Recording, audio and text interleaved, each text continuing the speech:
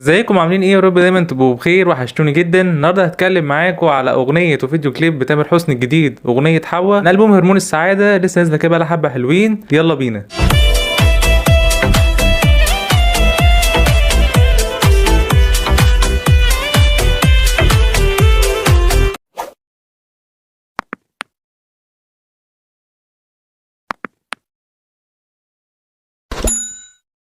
أغنية حوا لتامر حسني وفيديو كليب. الأغنية من كلمات وألحان تامر حسني نفسه، ومن توزيع علي فتح الله. رأيي في الفيديو كليب وفي الحاجات اللي أنا شفتها وكانت عجباني جدا هي المواقف الكوميدية اللي ما بين تامر حسني وأسيل عمران، واختياره أصلا لأسيل عمران تبقى الموديل بتاعه في الكليب جديد. دي حاجة كانت موفقة جدا بعد ناسيني ليه، وكمان إن هم يعملوا فيديو كليب مختلف فيه مواقف كوميدية وكله حب وكله هزار، عكس فيديو كليب ناسيني ليه تماما بعد النجاح الكبير اللي هم عملوه مع بعض في الفيديو كليب ده. كان مواقف فيه كانت حلوة، أي نعم كان فيه مواقف من التيك توك شويه، والغيره والنكد والمرايه اللي كانت محطوطه وهو بيتفرج على التليفون وهي حطاها له في رجليها في الاخر خالص، والشنط اللي وقعت من واحده وهو جابها لها، وكل المواقف اللي انتوا شفتوها في الفيديو كليب. انا الفيديو كليب كان عاجبني جدا، وشايف ان هو كان مختلف وما اتعملش زيه قبل كده عندنا في مصر اصلا، يبقى فيه مواقف دي والحاجات اللي حصلت في الفيديو كليب دي. بالنسبه لي كان من ضمن المميزات في الاغنيه كلها هي كان الفيديو كليب كان عاجبني قوي، والكيمياء اللي كان ما بين تامر واسير عمران كانت حلوه جدا. الاغنيه هي المشكله الكبيره جدا بالنسبه لي، الاغنيه كانت سيئه جدا. انا شايف ان تامر بجد بيرجع لورا مش بيتقدم لقدام. انا يا جماعه بحب تامر جدا ومن فانز تامر حسني، وانتوا عارفين الكلام ده كويس، بس انا لازم اكون صريح معاكم واقول لكم رايي بصراحه. كلمات ما تتغنيش في اغنيه، يعني الكلمات بتاعتها مش احسن حاجه، يعني مش من الحاجات التوب لتامر حسني.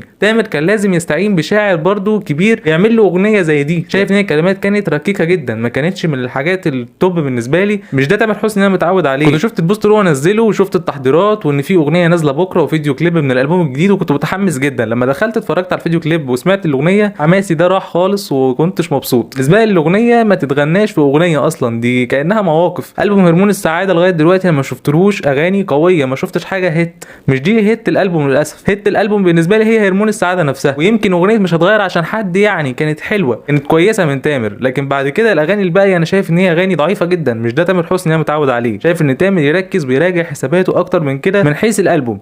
بالنسبه لي التوزيع كان من الحاجات الجميله جدا في الاغنيه، وتقريبا التوزيع هو اللي كان معالي الاغنيه اساسا. يعني الكلمات والالحان كانوا على قدهم خالص. يعني الالحان كانت كويسه من تامر، لكن الكلمات بجد كانت ضعيفه وكانت سيئه جدا. مش ده تامر حسني اللي انا متعود عليه. عشان بحبه لازم اشوفه في احسن حالاته، ولازم اشوفه يقدم لي افضل حاجه واحس ان انا مبسوط. انا بالنسبه لي الاغنيه ما كانتش بسطاني خالص. الاغنيه هي بشكل عام انا شايف ان كان اقوى حاجه كانت التوزيع. الكلمات والالحان للاسف كانوا سيئين جدا، وخصوصا الكلمات. مش ده تامر. انا شايف ان تامر يعمل شغل احسن من كده. وبالمناسبه كمان هي الاغنيه اخراج تامر حسني، فالموضوع كده انا شايف ان هو رايح في حته مش لطيفه. تامر عايز يعمل كل حاجه، عايز يكتب ويلحن ويخرج، ماشي ده جميل والتنوع حلو، بس مش بالطريقه دي. في حاجات لازم يستعين فيها المتخصصين بتوع الحاجه دي. ما ينفعش طول الوقت لازم انت اللي تعمل كل حاجه. ده برضه هيأثر عليك ان انت تبقى شايف كل حاجه من منظور واحد مش من كذا منظور، فده غلط وممكن يودي لحاجه عكسيه احنا مش عاوزينها خالص. فاتمنى من تامر لو بيشوف الفيديو ده او اي حد من الناس اللي بتشتغل معاه، يا ريت يراجع حساباته شويه ويعمل شغل يكون افضل واقوى من كده بكتير. الالبوم لغايه دلوقتي انا شايف ان هو اغانيه كلها ضعيفه، مفيش بس غير اغنيه هرمون السعاده واغنيه تقريبا مش هتغير عشان حد. فيا ريت تامر يركز شويه اكتر من كده. قولوا رايكم انتوا في الكومنتات تحت، عرفوا رايكم وقولوا الاغنيه كانت عاجباكم وما كانتش قد كده. لو انت لسه جاي بتشوفني اشتركوا وفعل زر الجرس واعملوا لايك عشان كمان في محتوى بقدمه اكتر واكتر، وشاركوا في كل مكان لكل اصحابكم. ما تقدروا تنسوش. اشوفكم ان شاء الله على خير فيديو جديد.